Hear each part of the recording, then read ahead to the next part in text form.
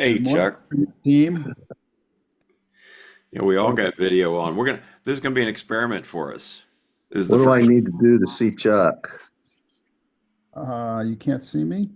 No, I Oh, can now see I you. can. Yeah, Okay. we're good. You got I'll both of just us hit. showing. Did you say experiment?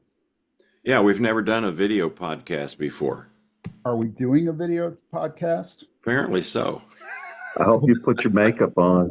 I What the hell? I did not plan for that, but whatever. Well, we're gonna treat this one a little bit differently. Um, let's see. I got your book here. I gotta got my printout. This is all gonna be dumped. apparently, apparently, only two of us were prepared, Chuck. That would Or not be me. oh, I see. Okay, well, let's go ahead and get started. Hey, welcome to the Swim Talk A2B podcast. This is our first venture into a video podcast, and we're delighted today to have probably the most repetitive guest we've had on the podcast, Chuck Warner. Morning, Chuck. Good morning. I got to stop. Are you serious about videoing this? Absolutely, yeah. I had no idea. I got to turn my chair so at least you can see my face. No, you're We fine. we see you. I see myself in the dark. Um, give We me, might give have to me a redo second. this. You can edit this out, right? Oh man. Hey, Um, it'll end up on the cutting room floor. Who cares? yeah, I'm in this little condo and not in my usual options of places to be. I just noticed that when I'm talking to people that, wow, Coach Abbott, you're full of surprises. I am full of it. I've been told many times. You are. So we'll get this. Since I'm using that clip champ thing, we can get rid of stuff, um, sort of like we do on the audio part. So um, All right. yeah, Sorry. that's all right. What number is this, Bob? Is this 67? Is this episode 67, Bob? Yeah, hell if I know. All right, I'm all just right. waiting for you to say, Bob, you're frozen, but you Yeah, didn't. no, because I could see you moving. So. Welcome to this episode of Swim Talk A to B. We have a return guest, one of our favorites, Chuck Warner, coming to us from New Jersey, and my co-host wearing the lovely blue shirt, Bob Button. Morning, guys. Hey guys, Coach Abbott. Morning, Bob. good morning. Chuck, we wanted to talk a lot today, most of the podcast, about your new book, How to Be a Great Swim Parent. And I'd like to get it rolling by reading something where your book was discussed in a national publication. And it goes like this. There's an old joke in almost every youth sports activity that the best place to coach is an orphanage. And the sheer amount of articles and publications citing problems with parents is staggering. Overbearing role of parents in youth sports, getting bad sports parents to behave, the real reason high school sports drive parents crazy. Are parents ruining youth sports? How parents are ruining youth sports? 5 destructive things sports parents often do, and so on and so on. And you've come up with a book that could be a great roadmap for parents, not just in swimming, but in any sport. And it's from a lecture that you used to give at the beginning of every swim camp in the summer that you give to the parents the first night of camp, and it was called How to Be a Great Swim Parent. Can you give us some background on that? Well, probably a little like you guys. When I started coaching and I was 22, 23 years old, maybe even younger, I would agonize over how to talk to a parent. There would be a problem with one of my swimmers, and I knew I had to have that conversation. And I actually ended up in the doctor's office discussing an ulcer. And he said, "You can't have an ulcer at 21 or 22. You're too young, but you have all the symptoms." It was physically painful to go through that experience. And by the time I started running swim camps and I was coaching college and I was in my 40s, um, I really relished the chance to be the instructor and guide of parents for 45 minutes at the beginning of a camp where I wasn't coaching their kids. So I felt like I could say anything. When you're the high school coach or you're the club coach, I think a lot of times parents are thinking as the coach speaks, what are they trying to get out of me? They trying to get me to bring the kids more often. They trying to get me to bring more often to practice. They trying to get me to raise money. What's the angle here? And so, as a camp leader, they were paying us to have them be there for a week or so. I could say whatever I wanted. They knew they would never see me again necessarily, and I would just tell them how I saw it, and they really appreciated it. I actually met people 10 years down the road that said to me, "I raised my kid in swimming the way you told me to 10 years ago, and it's worked out really well." And they would send me pictures of their kid with our swim camp T-shirt on that was their cover page of their Facebook thing, from when they were 10 years old. Very, very rewarding to have that kind of support. So that's where this book came from. Well, here's the book itself. Try to get the glare off of it. How to be a great swim parent. It looks like it's blurry on It's my struggling screen. to focus. There you go. It might be the angle. Yeah. Well, we'll try to not blur the background. It's purposely meant to be a short book, hoping parents would pick it up and be able to read through it during a swim meet or listen to the audio book during a swim meet, something like that. Not trying to get into deep research, but some of it research based, to help parents have a better perspective and to be able to serve their child better. Well, one of the questions that came up was, who's the audience for this book? Is it coaches? Is it parents? Is it both? Yeah, the audience is really meant to be parents, but the audience for us today, I imagine, is more coaches. Yeah.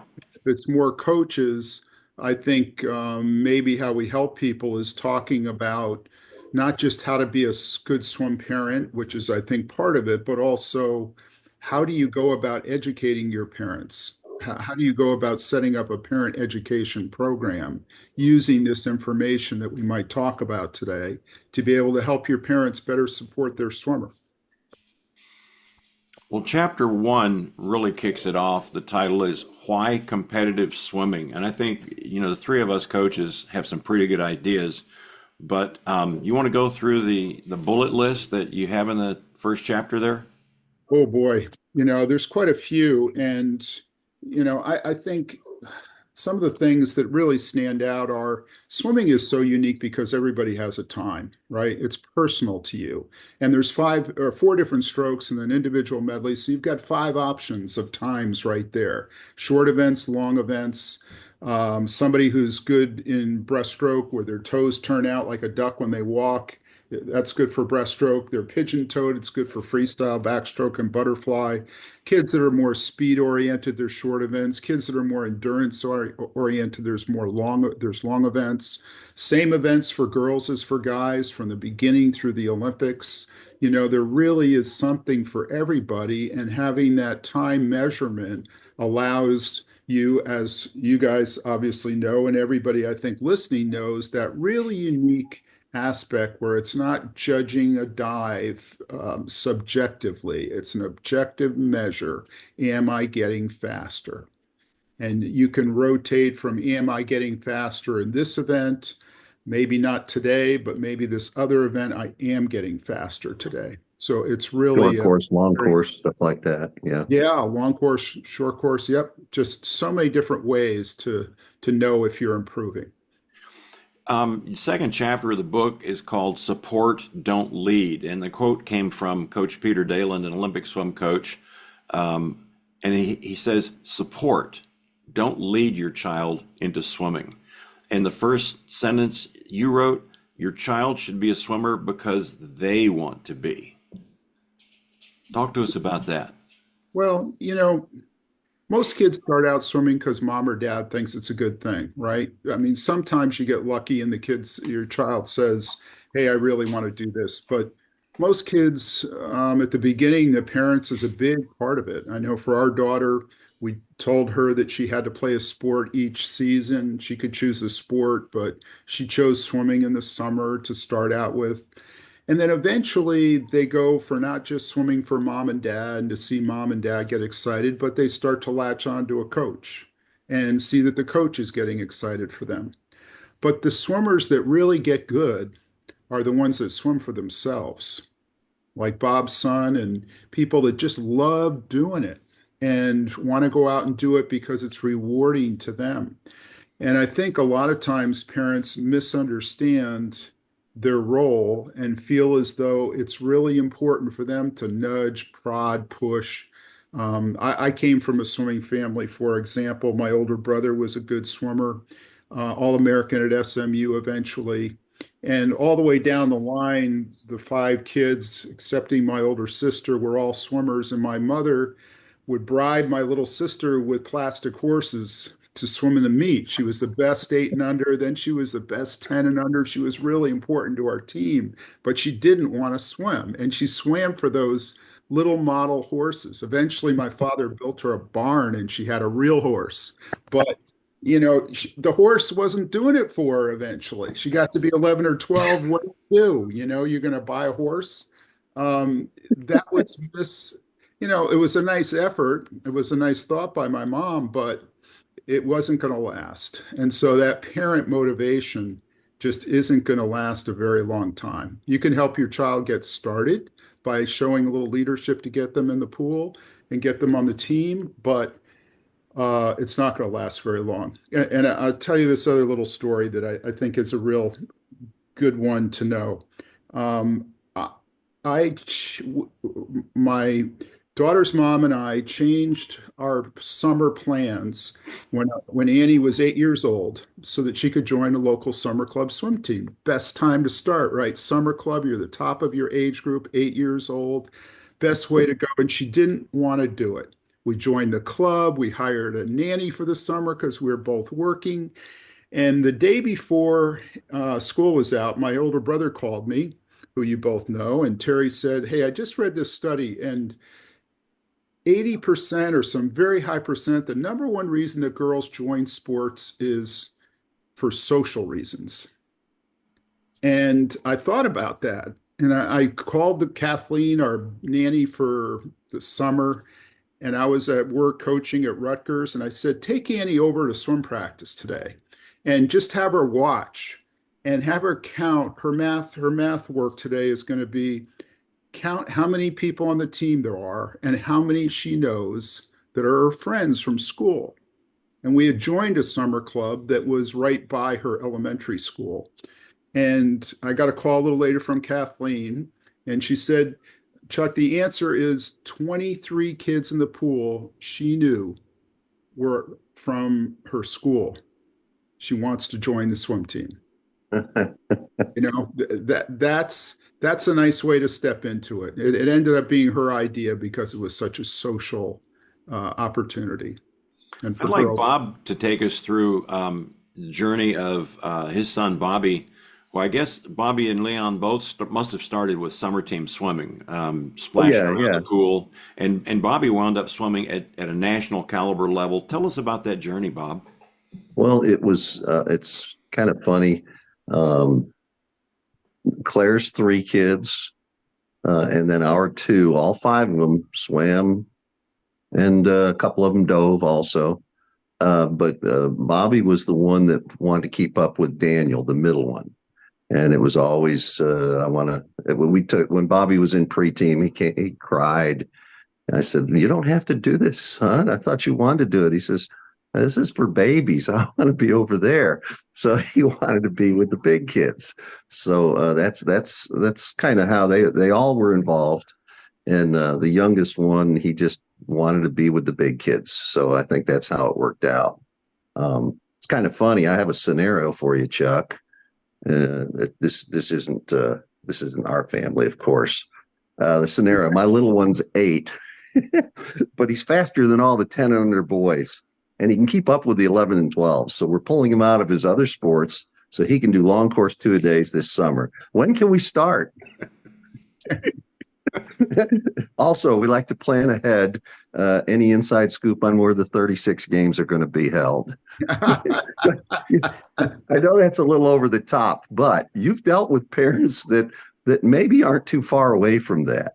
Well, Tell listen, us how you work with them. well, let's throw this in there real quick. When Bob and I were working together back in the mid 80s, we had a parent come to us. His son was 10 years old, and he says, my son is going to swim in the Olympics. Going to. And this child, Bob, you remember him, we won't mention his name, but he was not built for swimming. He might have been built better for cannonballs. He had no Yeah, maybe a desire to tight do it. end.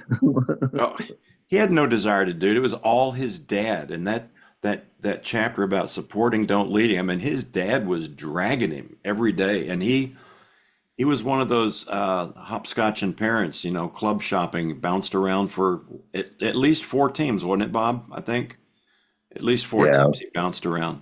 he wound up being dad coached right out of the sport. I did a study some years ago, a talk on the American swimming team, and the number of coaches that are young that start out, there's a real high percentage of the coaches in America, they're 20 to 30. And then there's a much higher percentage than there used to be from 50 to 70 or so coaches that are staying in. But there's in the middle a big drop off of people that start out for any number of reasons they stop. And I think one of the things that's hard to do, and one of the things I hope this book helps people do, is to see a 30,000-foot view of all this stuff we're talking about. By the time you get experienced enough to be able to handle these kinds of questions of how much work is too much too soon, and how do you be a good parent, how do you educate your parents. You're either burnout or you're sold that maybe you don't have the energy to get out in the pool deck and coach the way you could have when you were 25, 30 years old.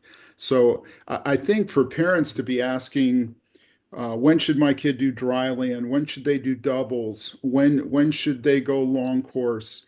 They're asking the wrong questions. It should be, how do I best support my child? How do I help them when they're really disappointed and their self-image is low? How do I manage this whole social media thing that's going on in the world and get them away from their phones so they pay more attention to swimming? What do I do when things are really difficult? What do I say to that's the parenting role. The coaches have to make those choices on how much to do when. And I think back to your question, Bob, I think the big answer is generally when kids really want to do it, you probably should let them go and go do more if they want to do it, with the caveat that you want to hold a little something back for them to continue to progress forward. You don't want them to go doubles at 10 because they see the 15-year-olds are doing it, because Right. from experience that's probably not going to last for the next 20 years. And that Right. would be unfortunate. But it's when parents say, oh, my kid just loves it, whether it's swimming or whether it's math or whether it's gymnastics or whatever, and they want to go all the time, is that bad for them? I don't necessarily think it is. Right. They should be able to enjoy what they want to do. Another good thing to throw in here, I think, is they should have the chance to experience different activities, different sports. So if they're all in on swimming at 10 years old, but they've never done anything else, chances are somewhere down the road, they're going to look around and say, you know what? I never played baseball. I never played football. I never played volleyball. I never threw the hammer, whatever it is. I want to give that a try. And that's Right. tough. When you start changing sports at 14, 15, that's usually not going to work out too well. Exactly. I'm going to mention Patrick Henry. His kids all swam, and I remember when Noah was real young, he didn't want to swim, and Patrick did not push him to swim. He came around to the sport when he was ready to, and he became doggone fast backstroker butterflyer. So I think he had the right take on it too, to say, hey, this is my thing, but it might not be my kid's thing. Yeah. Yeah. And it is such a difficult sport. Our friend Eddie Reese, we've included this in our book, and you've included it in your swim parent book, says swimming is too hard for most people. You wake up earlier than you want, work out longer than you want, do it more frequently than you'd like, don't have more than a few minutes to socialize during a workout, and you end your workout where you started, just a lot more tired. And for a kid to really get involved and want to do something like that, that takes a special kind of kid. Yeah. Yeah, it really does. And to see it through at least high school, if not college years, that's a long haul. Kids at Rutgers used to say they were superheroes, or at least the ones that dropped out would say, I'm not a superhero. And that's how they saw their life, was school and swimming. And that's really unfortunate. If you love what you're doing, you can manage school and swimming and do it all. Chuck, you mentioned self-image a minute ago, and of course Eddie came into the conversation also just a second ago. I think Eddie used to tell his swim camp coaches to give 5 compliments for every 1 correction, something like that. And all too often, coaches were correcting, critiquing, analyzing. What can parents do to build up that self-image when coaches aren't working on that 5-to-1 ratio that Eddie wants us on? Well, um, there's a saying from one of my favorite ministers that says, pain pushes until vision pulls. And it doesn't exactly fit this bill, but it does a little bit, in that you can work really hard at just the struggle of swimming to get better until you create a vision for what it is that you want to do, how fast you want to go, and what you're willing to invest to get to that point. And that's what vision polls means, that you start seeing it. You start to see that happen.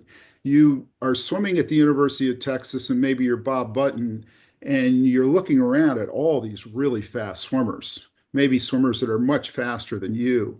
But every day when you're in that pool and you're training well and you're keeping up with them, even if it's occasionally, you start to think, maybe I can keep up with them in a race. And your self image starts to build and build and build. So, 2 ways to get faster. One is to train so much that you just can't help but go fast. And the other is to see yourself at a high level and start training to get to that point and perform at that level. So, for parents to be able to respond to disappointment with their kids, I have in the book a favorite of mine, Kelly Harrigan, one of the best swimmers ever at Rutgers, that 8 years old, finishes her race. Official comes over, says, you're DQ'd. She gets out of the pool, says to her mother, what does DQ'd mean, mom? And mom says, it means we're going to Dairy Queen.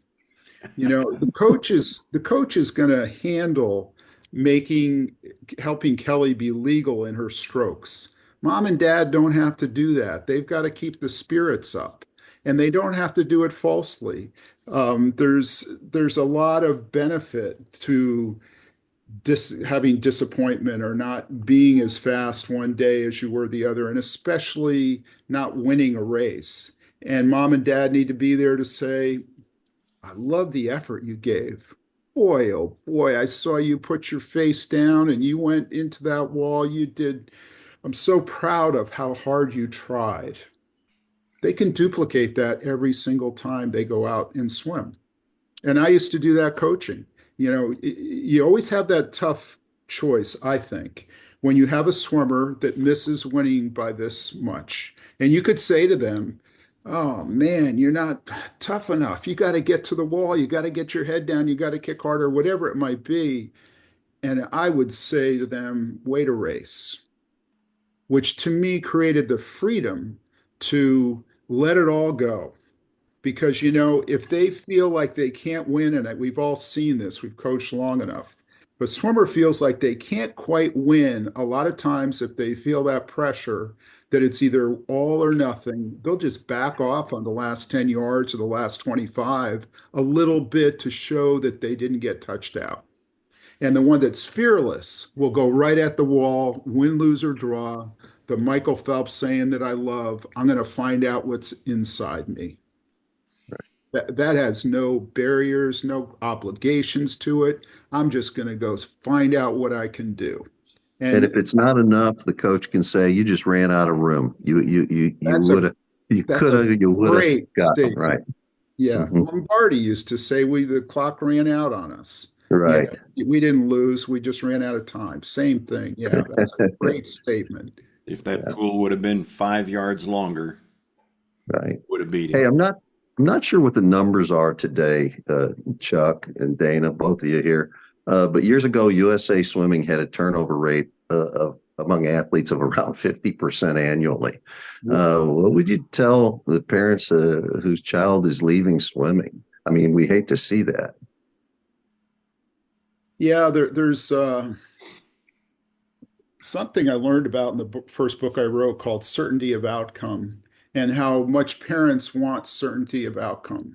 They want their child to be invested in something that they're going to be successful at. They're afraid that they're going to be disappointed. So if they see that things aren't going well in swimming, they may want to pull them out and plunk them into something else.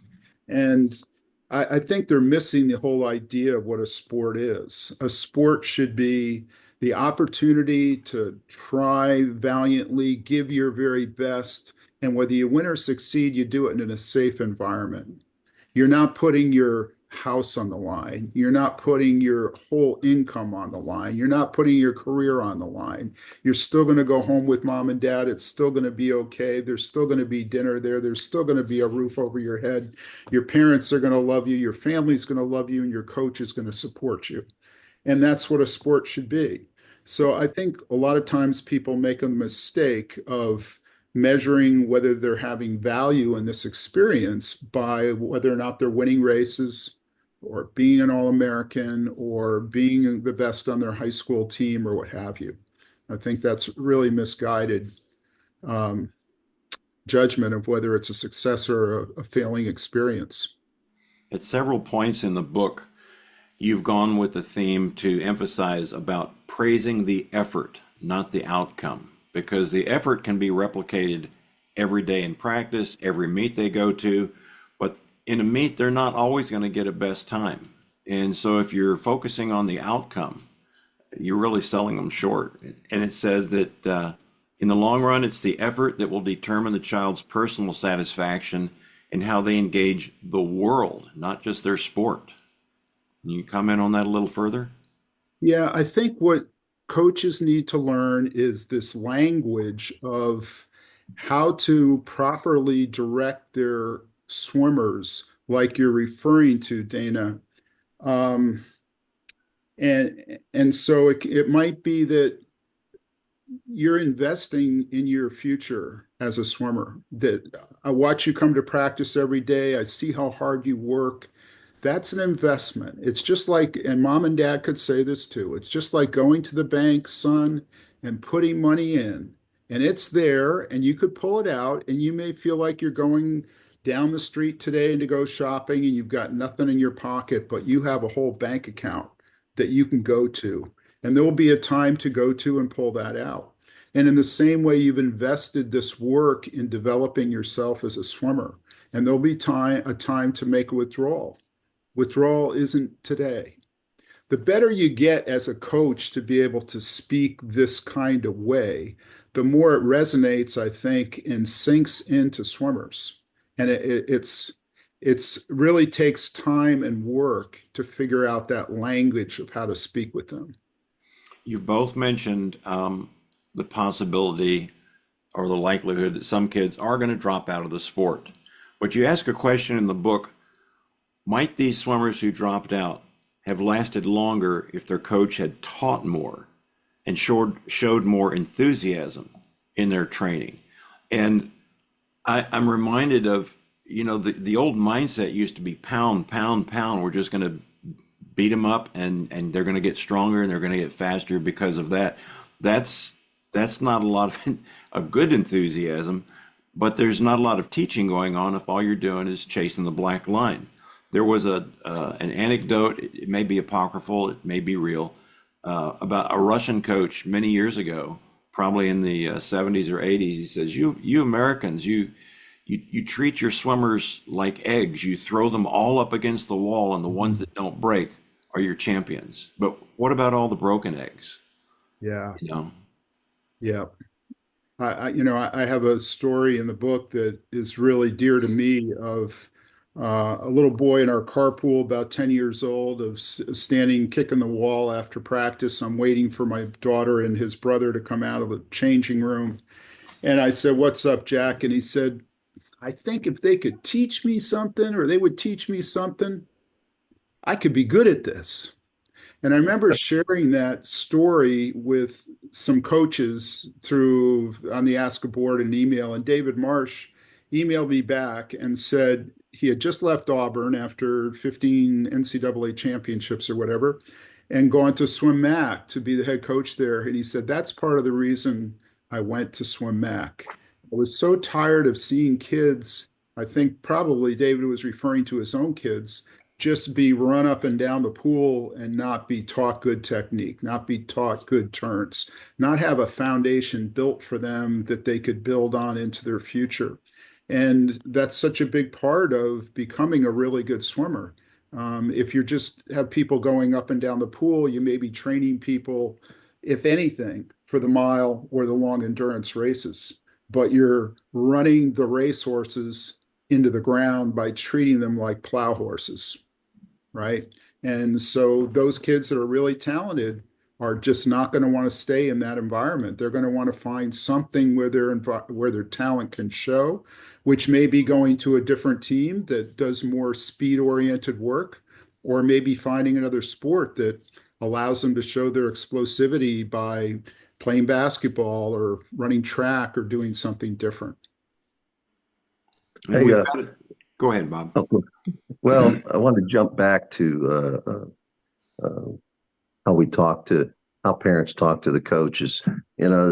Bob Goff quote I love because it applies to me. It's love difficult people. You are one of them. And uh, what's your advice for these parents whose the child's coach is tough to approach? I know.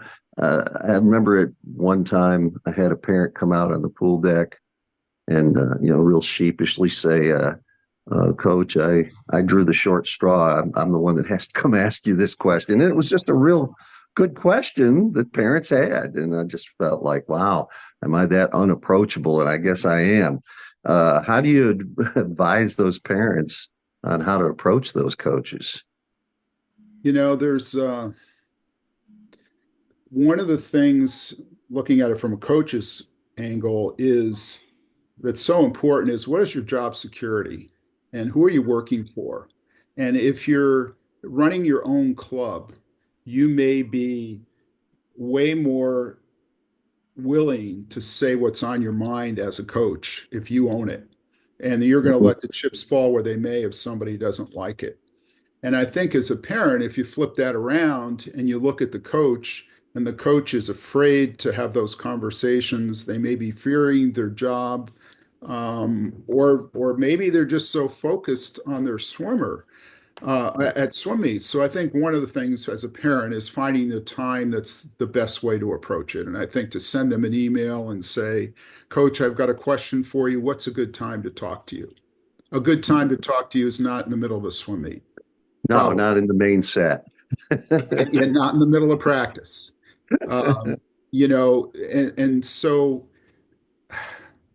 when I went to Cincinnati to coach the Cincinnati Pepsi Marlins, we did what we had done at the Wilton Y. Every parent had to come to the first parent meeting. We had a parent meeting, like one on Monday, one on Tuesday, one on Wednesday. This before podcasts and Zooms and all the other ways you could communicate. You had to physically show up, either mom or dad, or you couldn't be on the team. And that was a way to begin the dialogue and the conversation, the relationship with the coach. But then we had during the season, we'd have maybe once every 2 months, the coach come off the pool deck at practice, An assistant coach would run his or her practice, and he would go have a meeting with the parents. So that was their same drive to the swim meet and or to swim practice rather. They didn't have to spend any more time, but they could have that conversation with mom or dad. The best defense is a good offense from a coach's standpoint. If you're hiding from parents, then you're really making a mistake in that they can become your best advocates, your best supporters, and they're so important to the development of those kids that you're probably not going to have a very successful program if your parents are running a stray of you against you, talking in the parking lot about you. So that's a very long answer to not the real question you asked, which is how, as a parent, would you approach it? I would try to set up a time away from the pool and be able to have that conversation, whether it's a phone call or showing up early for practice, but at an appointed time. And if you're a coach, if you're smart, you'll create those communication avenues, whether it's these are my office hours or this is how I handle emails. Some of the best coaches have a response that says, I'll respond in 48 hours to your email, not the idea that I'm just going to sit in front of my computer and I'm going to keep responding to everybody's email, but give me a couple of days and I'll get back to you. Mm-hmm. Like it. What goals should a parent have for their kids? Um, Again, it sort of goes back to some of the things you suggested. The things that we're preparing them for is not swim meets, but actually life. Yeah, and I think that is the goal of how are you preparing for life. Um, when I coached at the Wilton Y back in the 1980s, it was a very wealthy area. And I would tell my team in trying to get through to them and motivate them that one of the only things their parents couldn't buy them was athletic success. They could get them a car, they could help them get into the best university, but they could do nothing to help them be fast in swimming. And that was going to be about their investment in themselves through working hard in the pool. And I look back at a group of 25 or 30 kids that I coached at that time in that group during those 4 years. One is now the Dean of Arts and Sciences at Harvard. One is sitting with the Dalai Lama last summer in the Far East because of his work with children. One is has a foundation for inner city kids in New York City. One is married to the guy that started Swim Across America that's raised 20, $30 million for cancer research. And the one that used to run that organization was Janelle Jorgensen, Olympic swimmer, went to Stanford, but instead of making a lot of money in a corporate job, went and ran her friend's foundation to do that. One is the CEO and president of special surgery for one of the three big hospitals in New York City. And one worked on Meals on Wheels for homeless. That's in a group of 30 people. And I look at that group and I just wonder, how did that end game come out of the beginning? And I think it was a group of parents that had very high expectations for their kids in life and did see swimming as a role or an avenue to help them get there. And a coach that had a high degree of value to swimming fast, high degree of discipline for their kids. Had a situation where a boy was in a girls' room at a swim meet, and I called the mom and said, Tommy's going to be suspended for a period of time because of what happened at the swim meet this weekend. And I can remember her voice coming back to me on the phone like it was yesterday. She said, Chuck, you are the biggest disciplinary force that ever came into our family's life. We support you, whatever you want to do. That was a nice combination of trying to strive for something as a swim team and swimmers and parents that really had high expectations for their kids. And I think that is a wonderful relationship to try to develop with your parents. But it comes from a secure position as a coach, knowing they don't have your job in their hands. And I've forgotten what your question is, but I'm glad I got to tell that story because that's an amazing group of people. Oh yeah.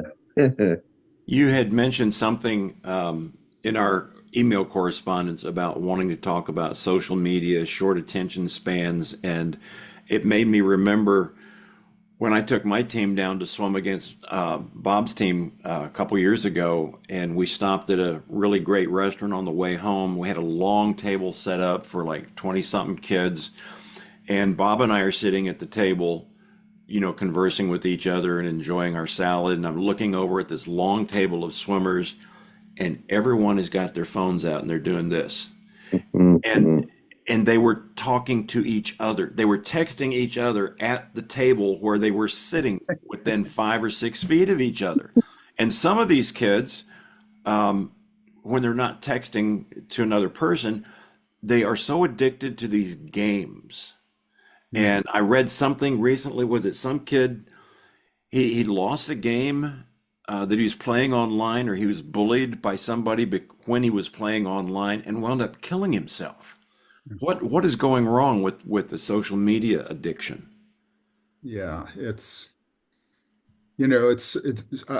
purposely I started into this in this book and then got good advice to stick with what you know more about, which is being a good swim parent. And so I put some information in there, but it's such a big subject.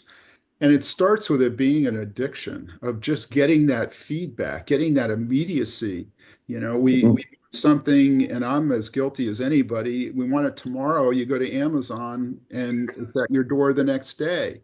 You want to make a friend, and you find somebody on texting or on the internet, and you call yourself a friend. You have all these quick triggers of did they text me back? How quickly did they text me back? That triggers dopamine in the brain and it stimulates you and you feel excited and then you don't hear back from anybody and is what did I do wrong? And people that you see on their video influencers that seem to have it all together but really don't have it all together. They're just creating this image through these short videos. So it's very deceiving. And I think on the upside is swimming makes you get away from that to get in the pool and to be able to go up and down and not be able to have your phone with you, presumably. I found at the end of my college coaching tenure that it was getting to the point that at a swim meet where I wanted my team to cheer for each other and be invested in each other, everybody had their phones out.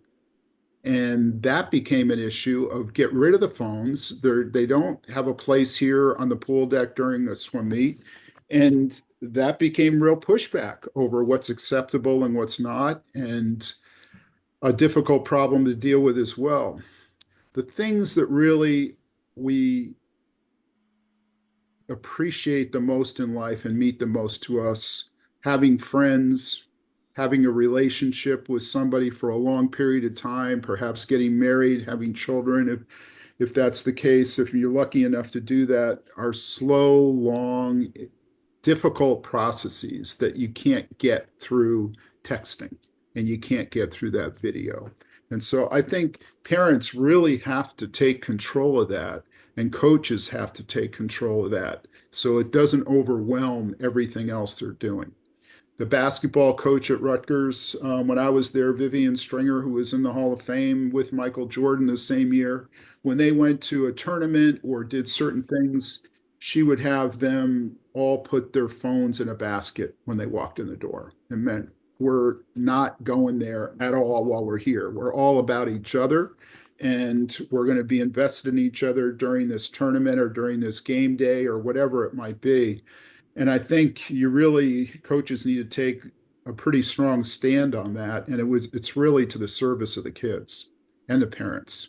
It's hard when you're a mom or dad when Susie's got one or Joey's got one and you don't have one. And your phone. And at what age are you going to allow them to do it? And what are the rules and regulations? I have a friend that she had all her kids plug their phones in theoretically to a phone dock at night to charge them, but she had all their passcodes. That did a couple things. One is it took the phones out of their hands at maybe 9 o'clock at night. And it also allowed her to take a look just to make sure there was nothing crazy happening on her kids' phones. That's the kind of thing that I think parents need to consider. We had to institute a policy earlier this year of because the kids were spending so much time on their phones and they were texting and they were gaming and they could not uh, extract themselves from that social media morass. And so we instituted a policy when you walk on the pool deck, when you come inside the building, the phones go away and you don't use them till you walk out. And it had some good effect, but it needs to be consistent. And it's the tough thing is monitoring. One of the things I've got some friends, I'm still teaching. I taught for many, many years in public schools. And one of the problems that we hear from a lot of teachers is they can't get the kids to put their phones away. And there's some schools where they have these little pockets for calculators to keep track of them in a math room, but now they're using them for kids to put their phones in when they walk in the room and they don't use them at their desk. But it's still a struggle to keep them out of their hands. They have an extra one or they have a reason to use them. It's like a drug, like you said, know, these dopamine Chuck, you hits. said it. It is an addiction, and they are addicted to their phones. And doing even our classes now are 45 minutes, 50 minutes. That's such a long time to them to be without their phone. And like you said earlier, a 2 hour swim practice is great, keeps them off their phone for those 2 hours. But it is an addiction. They can't wait to get on their phones. Yeah, you're sitting at dinner in a restaurant, and maybe it's the three of us, and one of us pulls out the phone and starts texting or doing what have you.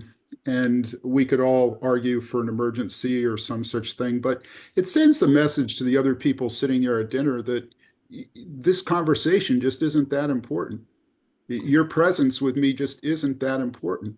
And you see that some places and sometimes. And I would say, on a positive side, I'm so proud of my daughter that we put our phones away when we go to dinner, that it disappears. And so often we go with other people, the phone comes right on top of the table. We were driving on a trip in a beautiful, incredible setting with the sun setting in another part of the world. And I looked at Annie in the back of the car, and we were just enjoying this sunset and the mountains and the rippling of the water up on this cliff. And the other people in our car all had their face in their phones. And we talked about it sometime later and said, "Did you see that?" She said, "Did you see that?"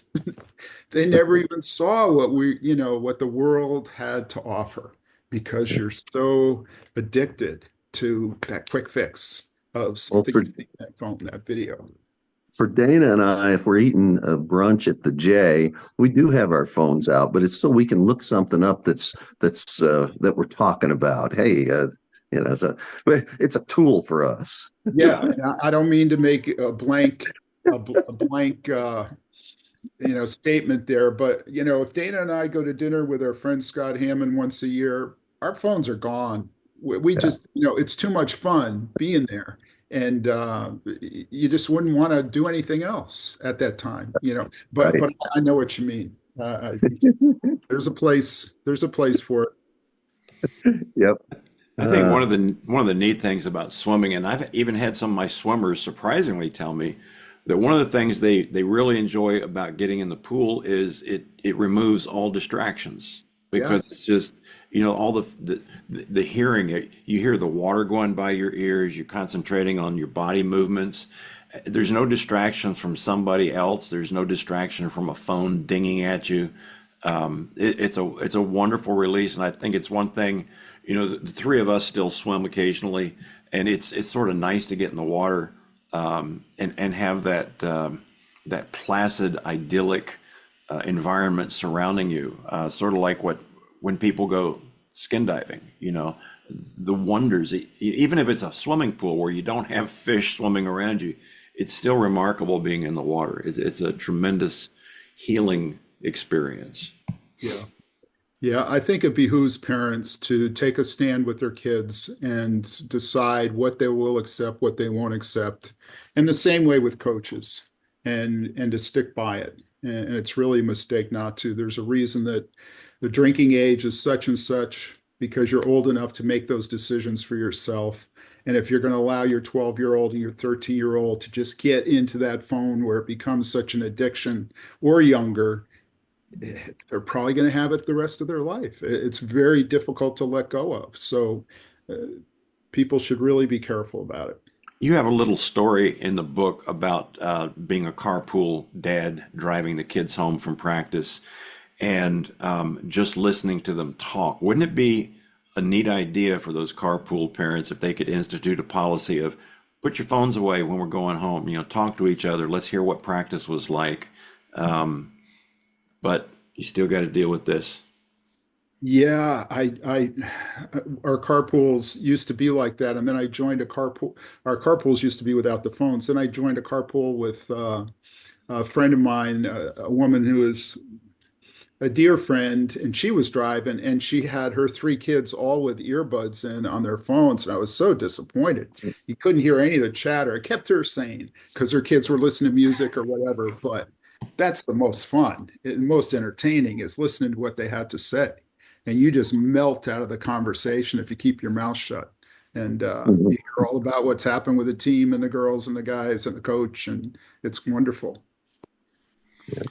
Chuck, the book is in audiobook form also, It is. and it's an ebook also?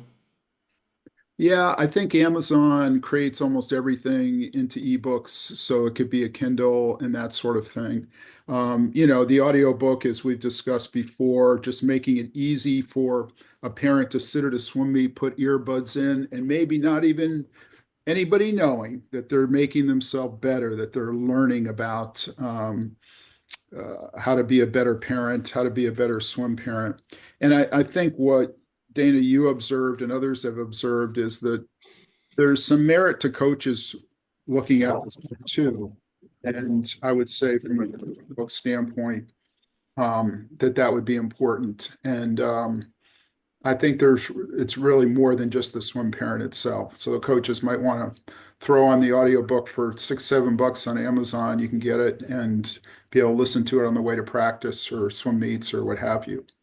Yeah, I will tell you that in preparation for the podcast, I read through the book last night and again this morning before we turned on the computer.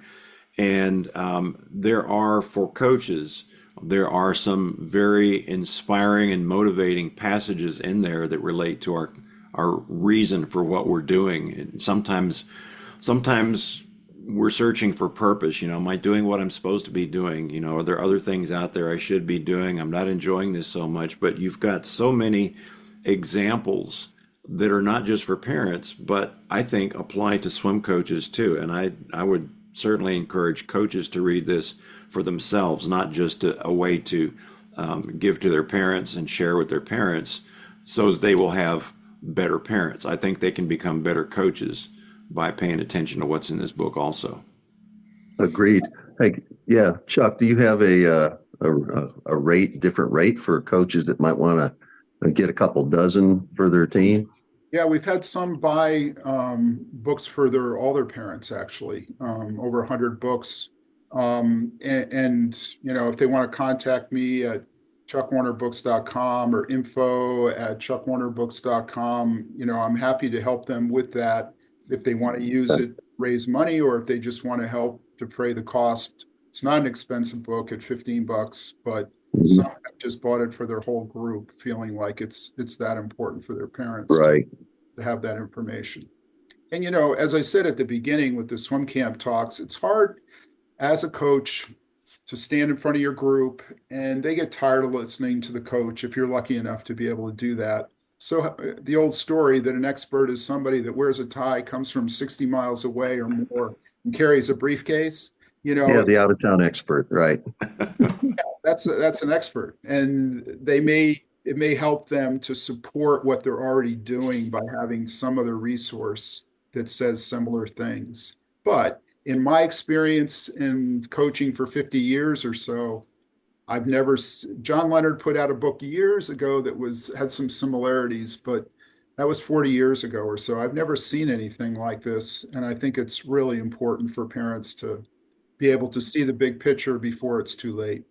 Could almost be retitled "How to Be a Great Youth Sports Parent." Yeah, yeah, it really could. One of the things we hadn't talked about that I absolutely love is learning from my old swimmers, and one of them that I mentioned that um, John Davis that sent me pictures of him with the Dalai Lama. He's a counselor in Denver, Colorado for wayward boys, and he takes the kids that are drug addicted, alcohol addicted, or criminals, or all three. And when parents can't figure out a way to help their boy any longer, and they've done it all, they give them to John. And John develops a relationship with them, and they climb 14,000-foot mountains, these kids. And the stories they tell afterwards are incredible about how it changes their life. And John has a book too, The Extreme Dream, I think it is, which I reference in this book. And a couple things that I think are really important that he says. One is shoulder to shoulder experiences with your kids. It can't always be that dad or mom is the one that knows the best music ever made. It can't always be that mom or dad is going to describe to you the best route to practice. That's probably a terrible example. But the best shows, best TV shows, what do you think, dear? What do you think, son? What do you think, daughter? And like you're driving in a car and you're both looking out the windshield of life and you're valuing what your child says. To help them learn self respect, you need to give them respect. Listening is a sign of respect. And to be able to take that time with your child to be able to really listen to what they have to say, I think is so rewarding and builds their self esteem where they feel like they have value. And that's the kind of thing that makes a great parent, aside from swimming or regardless of the sport. And you start doing that and you listen to them and you realize how much they dream about this thing or that thing. And then you can help support them in doing it. But if you're always the leader, you're always the one talking, I think you're really missing out. One thing that little kids say a lot, and as you guys as parents have probably heard this many, many times, why, why, why? And turn that around, and as coaches or parents, you could say, why do you think that is? Yeah. Whatever they say, why do you think that is?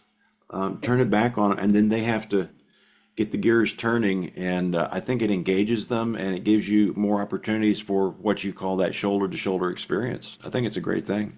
And when they're asking mom or dad, why, they're 3 years old or 5 years old, why is the sky blue?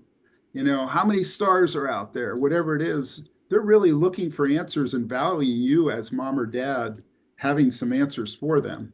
And then Bob and I certainly know they get to be 13 or 14 and then they don't know anything. Right? They're not asking why, they're telling you why. But a How lot, did our parents get so dumb at that point, right? yeah, I love that Mark Twain Yeah. quote. Uh, couldn't believe how dumb my old man was when I was 13 and was amazed at how much he learned by the time I turned 21. Yeah. That's Art right. to go through.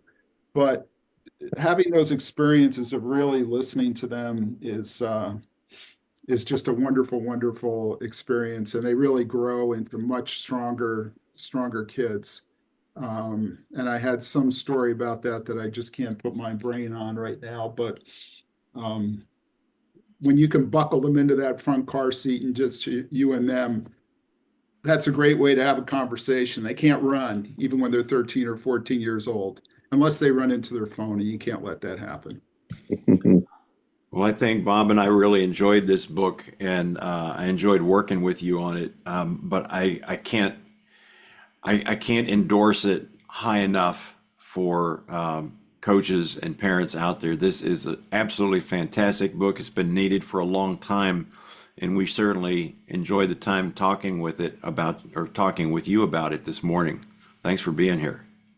Thank you. Can I tell you one Thanks, more Chuck. story that popped into my mind as I'm saying goodbye? Yeah, I, Yeah. This Bob, you might remember that name, positive thinking guy. I remember him saying, how you need to speak belief into your kids. Right. And when um, you guys were saying, our kids asking us why this, why that.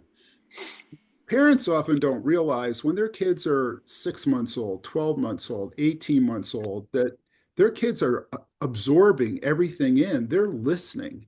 And so you're just inputting. And I used to, every night, I would put my daughter to bed. She couldn't talk. Um, I would say, I'm so proud to be your dad. You're made of special stuff. You're going to do great things in your life every night. First word she ever spoke to me when she went to bed, she could finally put them together, was, I'm so proud to be your daughter. You know, getting off on the right foot when kids are toddlers, away from the screens, away from TV, putting in the input. It starts the day they come out, probably before that. And what a wonderful experience. Thank you for having me on today, you guys, and have a great day. Great stuff, Chuck. Thank you. Thank Thank you, you, Bob. buddy. Dana. Talk to you soon.